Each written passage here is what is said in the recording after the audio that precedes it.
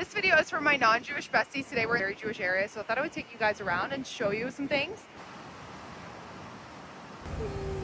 We have Hatzala. Hatzala is an emergency ambulance service. It's all volunteers. It services Jewish areas, so we actually live in an area that they service. And I actually had to call for my son when he bumped his head, and they were amazing, and I love them so much.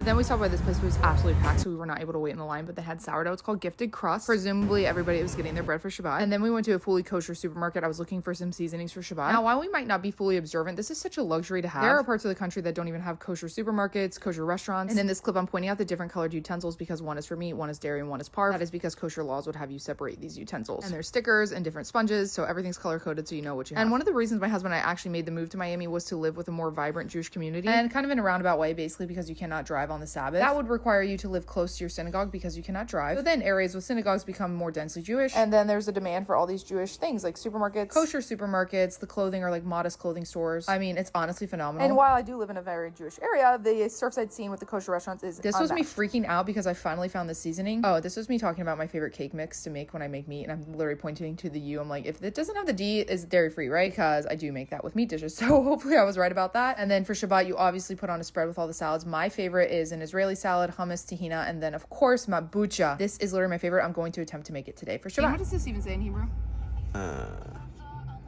What does this say? Let me see before. Yeah, I'm struggling on that one. 18 years of private Jewish education, and Dean doesn't know what this says in Hebrew, so I'm gonna go peach. This is so good. Okay, that's my video, and I'll talk to you guys later.